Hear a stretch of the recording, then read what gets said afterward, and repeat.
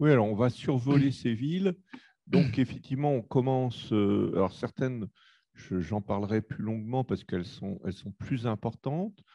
Et puis surtout, on a parfois passé plus de temps à étudier certaines villes, donc j'ai plus d'informations que sur certaines. Euh, Important de rappeler qu'on est en train de préparer un livre aux éditions ISTE qui reprend beaucoup de nos recherches et où 17 villes sont détaillées, notamment Londres. Donc tout ça pour dire que vous pouvez avoir confiance que vous pourrez retrouver toute cette information d'une part dans les replays, mais aussi dans un livre qui est en train de sortir. Donc Londres. Alors Londres, c'est très important parce que c'est la deuxième place financière de la planète après New York. C'est aussi, et c'est ça peut-être la différence avec New York, New York est bien évidemment une capitale américaine, comme chacun sait, mais c'est aussi la capitale du monde à double titre, d'une part par son importance, mais aussi par le fait que c'est New York un endroit où tout le monde a émigré, où le monde entier a émigré. Euh, Londres, c'est tout de même plus marqué, c'est la première ville de l'Empire britannique. Euh, Ça a été largement vulgarisé à travers le personnage extraordinaire de James Bond. Mais effectivement, les services secrets anglais sont parmi les plus sophistiqués de la planète. Même les Américains qui ont des services de captation de l'information extraordinaire, très souvent pour l'analyse, ils font appel aux agents anglais. Et donc, l'Empire britannique s'est construit sur les mers, mais aussi, avant tout, déjà à l'époque, sur une fantastique capacité à traiter l'information. Et en ce sens-là, Londres reste une place absolument extraordinaire pour comprendre le monde et un espace d'influence extraordinaire. C'est aussi supporté par le fait que les agents, les officiers anglais et l'aristocratie anglaise en général est extrêmement était un écosystème innovant, du coup extrêmement vivant depuis des centaines d'années. C'est un monde très différent de l'esprit continental français et allemand, parce qu'on a affaire à des marins qui ont d'ailleurs colonisé une grande partie de la planète et qui ont construit leur empire sur les mers, avec justement un côté fluide, c'est-à-dire que tout en Angleterre, comme d'ailleurs certains autres pays qu'on verra par la suite, européens qui sont aussi des pays marins, c'est un espace-monde du fait de ce lien avec les océans et donc à travers les océans dans le monde entier.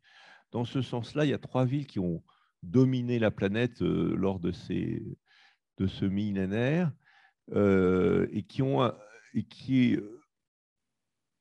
portent un peu le même esprit. C'est la Hollande avec Amsterdam au XVIIe, au XVIIIe. La prédominance de Amsterdam à ce moment-là, qui devient un peu la Venise du monde, un peu comme Venise l'a été précédemment. Et puis cet esprit des mers va passer à Londres. Et en fait, quand on regarde la création de New York, on s'aperçoit que c'est la nouvelle Amsterdam. Et donc, c'est encore cet esprit des mers qui est présent. Voilà, alors peut-être un autre ville absolument essentielle, et on a vu le Fraunhofer là tout à l'heure, et il faut voir que le Fraunhofer, c'est vraiment la clé pour comprendre la compétition allemande. C'est pour ça que j'étais très content que cet élève de l'ENA l'analyse. Peut-être qu'il faudrait, dans nos présentations, faire ressortir plus le contexte. Mais il faut dire que Fraunhofer, dont le siège social est à Munich, c'est vraiment une clé pour comprendre la compétitivité allemande et l'extraordinaire dynamique allemande, ce qui pose un problème dans l'unité de l'Europe, parce que la France, le grand partenaire français, lui, est beaucoup plus lent. Et les Allemands sont très rapides dans leur développement. Et Munich est vraiment une ville absolument étonnante. Euh, le plus bas taux de chômage en Europe et les salaires les plus hauts. Alors, c'est peut-être l'un avec l'autre, mais enfin, on voit que on peut réussir en Europe. C'est une extraordinaire réussite à plusieurs titres. Euh, D'abord parce que ce n'est pas obligatoirement comme New York, Paris ou Londres, une immense ville. C'est une petite ville, c'est une ville pas plus grande que Lille, mais avec une richesse concentrée considérable. C'est le siège social de BMW. Et au fond, je trouve que d'ailleurs, étudier la grande entreprise d'un lieu, c'est souvent découvrir l'esprit de ce lieu. Et si vous voulez avoir une bonne idée de la beauté de Munich, là je suis encore sur Munich, il faut regarder une BMW. Et d'ailleurs, BMW, c'est un gigantesque bâtiment, grand comme le centre Georges Pompidou, dans lequel une sorte de temple à la gloire de la voiture, avec toute l'histoire de BMW. Alors, Et la richesse en musée, enfin, sans prolonger. pardon. Et la richesse en musée pour Munich, puisque Oui, tu aimes beaucoup l'art. voilà, exactement. Et d'ailleurs, je prends l'exemple parce que je suis obligé de faire court, mais c'est vrai que même BMW, c'est des œuvres d'art. Enfin, c'est des voitures œuvres d'art. Mais ça se nourrit d'une vie culturelle exceptionnelle qu'on a à Munich. Moi, à chaque fois, je passe mon temps dans les musées qui sont extrêmement dynamiques, extraordinaires, extraordinaires. Alors, je vais un peu vite et maintenant j'accélère. Copenhague, Vienne. Alors, Vienne, Berlin. Bon, Vienne, Berlin, on est dans le monde allemand. Vienne, c'est la capitale du monde, de ce gigantesque empire austro-hongrois qui maintenant s'est réduit à l'Autriche, qui est finalement relativement petite. Mais Vienne continue à rester une ville cosmopolite fascinante. Berlin, alors, Berlin, c'est la réunification de l'Est et de l'Ouest. C'est la capitale politique, alors du coup, de l'Allemagne. Et ça reste une ville emblématique des déchirements de l'Europe. Ceci dit, Berlin a été revivifié complètement par la réunification, l'effondrement du mur, et du coup, c'est devenu un espace de créativité considérable avec plein de galeries, avec la dimension politique, mais aussi plein de galeries, tout un underground artistique absolument fascinant. On peut avancer. Copenhague. Alors, Copenhague, c'est une autre ville très intéressante. Munich et Copenhague, c'est vraiment deux villes où on pense continuer à développer même des liens, parce que c'est des villes de la même taille que Lille et qui peuvent nourrir notre réflexion sur le futur de l'île. Alors Copenhague, bah, c'est la capitale du Danemark. Et le Danemark, comme chacun sait, est un petit pays, mais extraordinairement intéressant pour nous. On peut dire que c'est vraiment un modèle au sens économique, social et écologique, les trois piliers du développement durable. 60% de la population de Copenhague circule à vélo. Alors, c'est très sympathique de voir, alors c'est un peu vrai en Hollande, mais c'est très intéressant comme modèle parce qu'on voit une ville entière où finalement les gens circulent à vélo et c'est très agréable, extrêmement agréable. Il y a très peu de voitures et au fond, on a presque honte d'avoir une voiture à Copenhague. Tout le monde est à vélo, etc. Il y a une autre dimension, c'est leur extraordinaire cohésion sociale, au sens où les impôts à Copenhague ou au Danemark en général sont finalement très significatifs et créent une société très égalitaire, avec un gros investissement dans les universités, dans les biens communs. Et donc, les pays du Nord en général, mais le Danemark peut être un modèle extrêmement intéressant pour l'évolution de nos sociétés vers plus de richesse économique, parce qu'ils sont très dynamiques économiquement, mais aussi une meilleure cohésion sociale et une relation à l'écologie et à la nature renouvelée. Et alors, avançons. L'autre ville, Stockholm. Alors, Copenhague et Stockholm, c'est bien qu'elles soient l'un à côté de l'autre parce que c'est effectivement dans les pays du Nord, la Scandinavie, vraiment les deux grandes villes, un peu comme les deux grands pays, Suède et Danemark, avec des comparaisons à faire avec l'Allemagne et la France. C'est-à-dire qu'il y a un côté français chez les Danemark et un côté allemand chez les Suédois.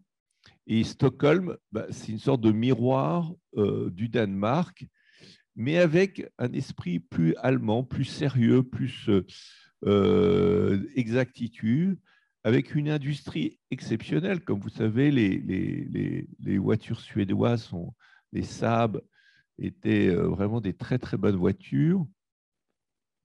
Et une vision du monde extrêmement intéressante comme le Danemark.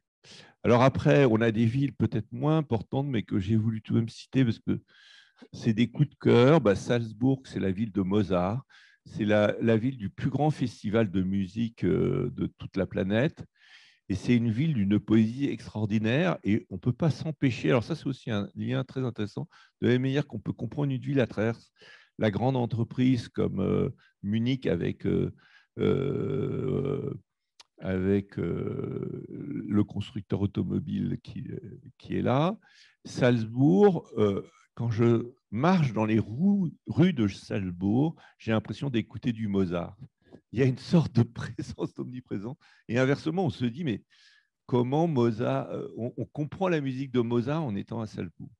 Donc une expérience, un coup de cœur extraordinaire. Et je crois qu'on arrive vers la fin, mais enfin, ce n'est pas encore tout à fait la fin. Paris.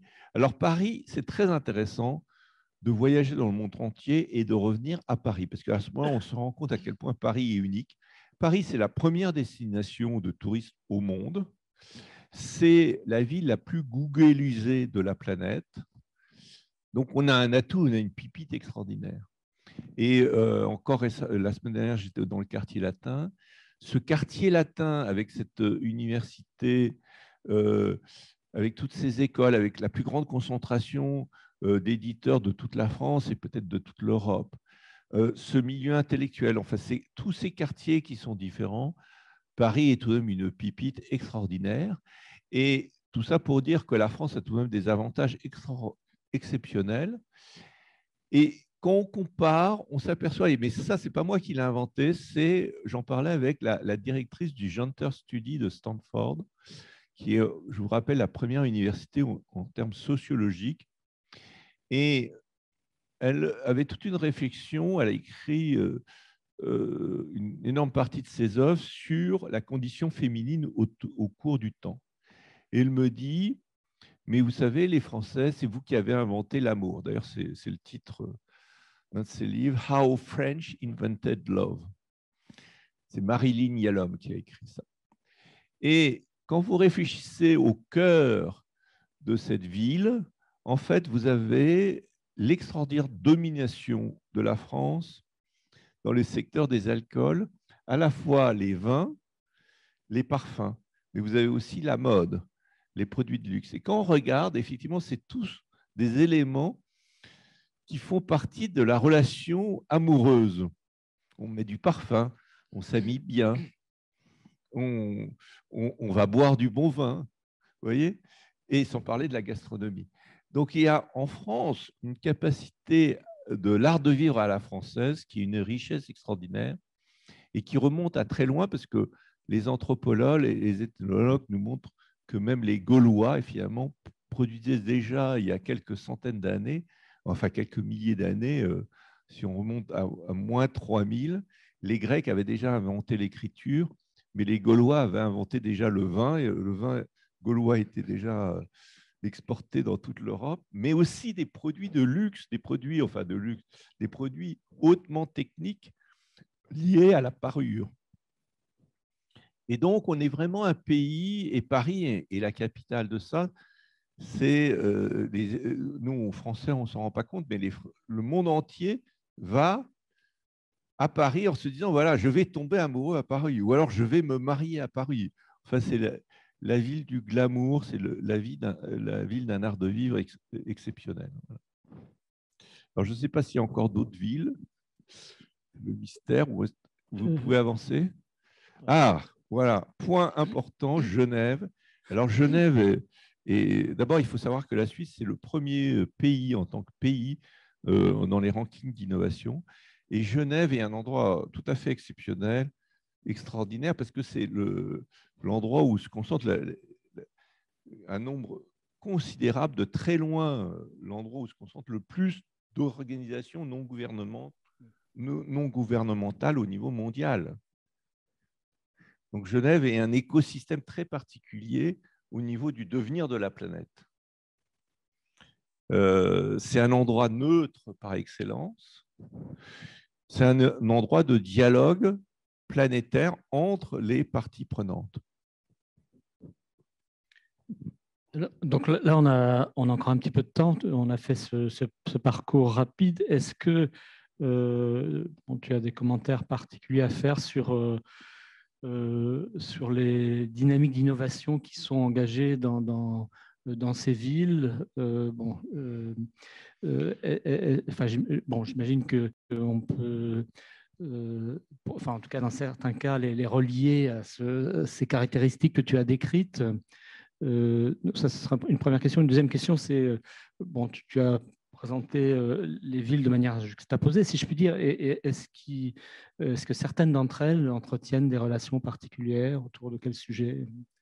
Alors, premièrement, peut-être déjà, on peut comparer cet écosystème européen par rapport aux écosystèmes qu'on a vus aux États-Unis ou en Asie.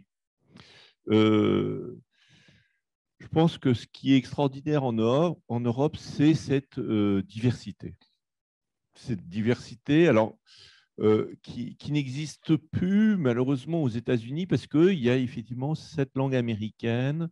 Les États-Unis, c'est des émigrés venus du monde entier, ce qui fait la richesse des États-Unis. Mais on a un phénomène d'homogénéisation très particulier à la culture américaine qui fait qu'on perd un peu toute l'épaisseur historique qu'on a en Europe.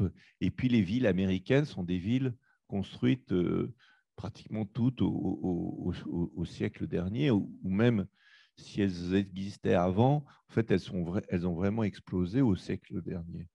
Alors que l'Europe, on a des villes avec une histoire plurimillénaire. Ça, c'est extraordinaire.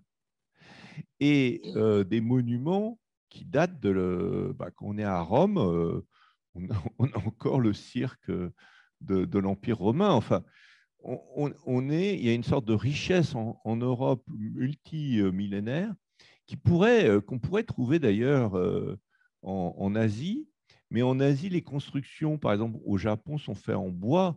Donc de toute façon, il n'y a pas de monuments qui datent de 1000 ans, de 2000 ans, de 3000 ans.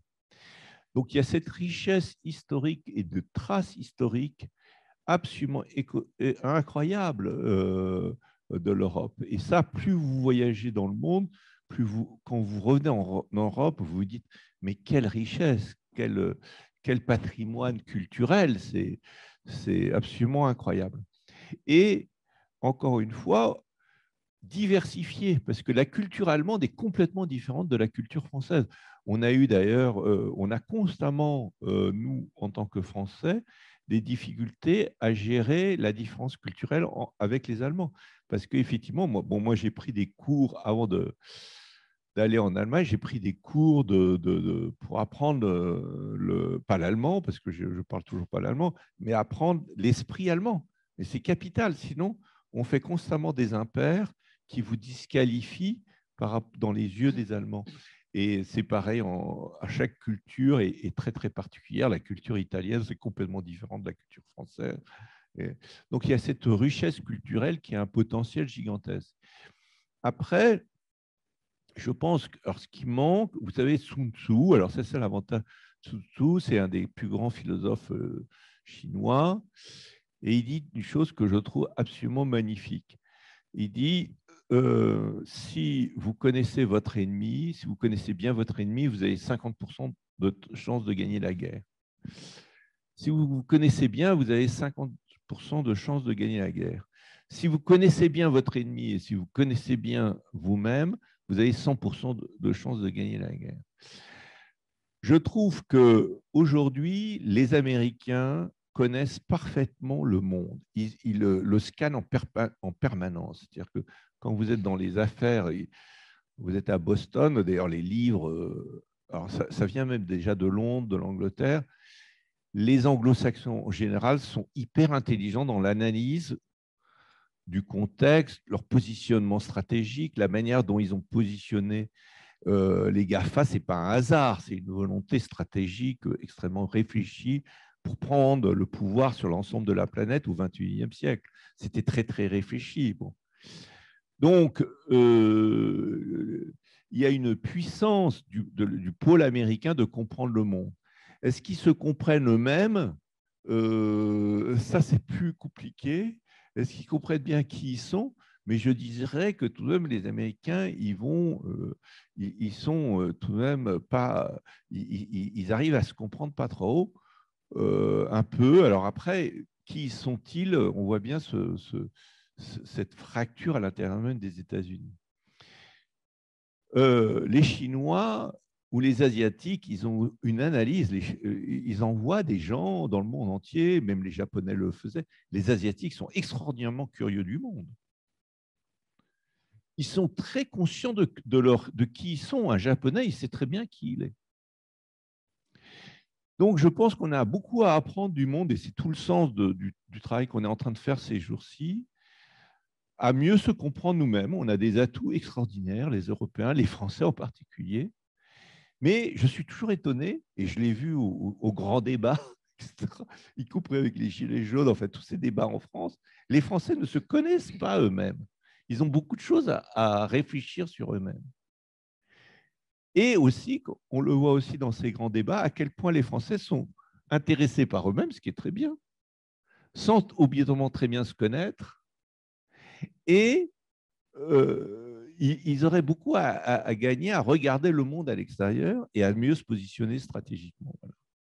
D'où le sens de tout le travail qu'on fait ces jours-ci. Alors, peut-être dernière question. Bon, j'entends souvent de ta part une perception de l'Europe qui est un peu peut-être justement, qui n'est pas une position de force dans cet environnement mondial. Et enfin, comment tu vois les choses? Est-ce que les choses, effectivement, est-ce qu'il y a des risques importants, ou bien est-ce que l'Europe a quand même des ressorts qui lui permettent de conserver un positionnement? Il y a une force et une faiblesse. Beaucoup de personnes se demandent, par exemple, pourquoi on a eu du mal à développer l'informatique, par exemple, en Europe. Bon, le marché américain était massif, global sur la langue anglaise, donc lancer un produit massivement aux États-Unis est beaucoup plus facile parce qu'on a un marché homogénéisé. Et d'ailleurs, c'était pour ça qu'on a construit l'Europe, l'unité européenne, c'était aussi créer un grand marché. On est de facto le plus grand marché de la planète, ce qui nous donne une puissance considérable. Et je pense que notre philosophie de la vie, notre vision du monde est extrêmement intéressante pour le futur. Et c'est aussi une des raisons pour lesquelles je pense que notre tour du monde est extrêmement important. Alors, il y a le fait de mieux comprendre le monde, nous, en tant que Français, mais il y a aussi le fait de porter la richesse du français dans le monde, la richesse de l'Europe, et cette philosophie d'un individu qui est capable d'aller jusqu'au bout de son talent, de son génie, et de l'apporter au monde. Ça, je pense que c'est une force extraordinaire. Aujourd'hui, on a un pôle asiatique qui monte en puissance. On a par ailleurs l'Amérique qui est challengée par cette montée en puissance dans son hégémonie voulue et globale. Il faut rappeler que les États-Unis, c'est 50% de l'ensemble des dépenses militaires de la planète. Donc, à eux tout seuls, ils représentent la moitié des dépenses militaires de la planète. Donc, si on avait quelques questions sur la volonté d'hégémonie planétaire américaine, là, les chiffres parlent d'eux-mêmes. Je pense que l'Europe, il faut qu'on ait une ambition culturelle forte, puisque c'est notre force. Il faut qu'on développe notre soft power d'une manière considérable, parce que je pense qu'on a potentiellement un message à apporter qui a une valeur universelle. Alors, c'est justement pour ça que parfois on considère les Français comme prétentieux, parce qu'ils arrivent avec un côté dédaigneux fort de leur universalisme, mais il y a là en même temps un potentiel, simplement il faut être humble. Et je m'aperçois qu'il faut aussi être humble dans le temps. Et ne pas... Voilà. Merci beaucoup Michel de nous avoir donné l'occasion effectivement de saisir cette diversité de l'Europe à travers un parcours rapide de quelques villes